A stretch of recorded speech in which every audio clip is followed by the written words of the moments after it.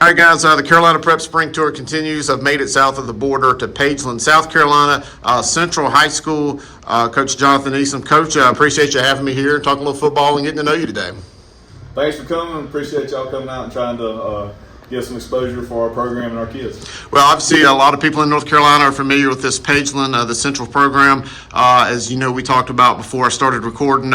You guys have, over time, played a lot of teams in North Carolina, you know, dating back to the Ansons and the Forest Hills and a lot of those Union County schools, Parkwood, et cetera.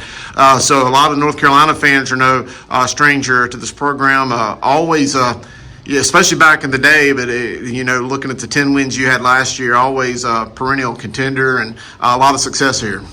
Yeah, Central's a program with a lot of history. For the first 36 years of the program, averaged 10 wins a year. So hoping to get back to that kind of success and continue with the tradition.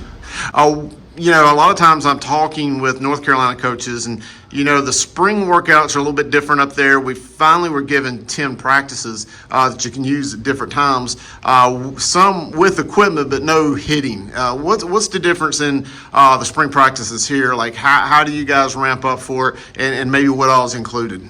Yeah, so South Carolina is a lot different. In March, we had an OTA time where we could come and throw the football around and do stuff without pads. In May, we get a spring practice where we get to use pads. But being a smaller school, we'll do it a little bit different. We're going to go in helmets, and that way, whenever baseball's over, those kids can join in, and when track's over, those kids can join in, and we can bring up our rising ninth graders too. But we'll go basically Monday through Thursday, all of May. Wow.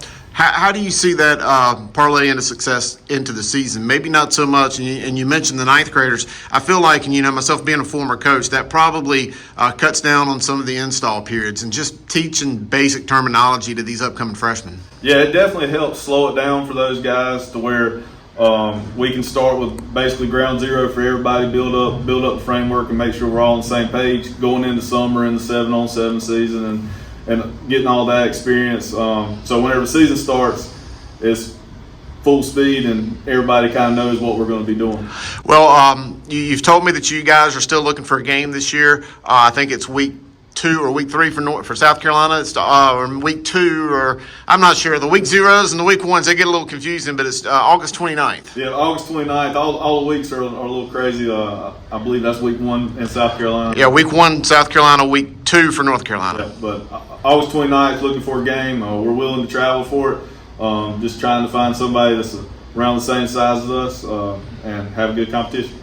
All right, and I mentioned you guys went 10-3 last year. Great season. I know you bring back a good bit of starters. We talked about any rising guys coming up that are about to become a household name, maybe down here in Pageland, that fans need to look out for. Yeah, we have some great senior leadership coming back. Some returning guys, running back Ashton Wilson, linebacker MJ Allen, wide receiver DB Tavion Moore, wide receiver DB Sean Davis, running back Aiden Short, or center Brandon Rollins.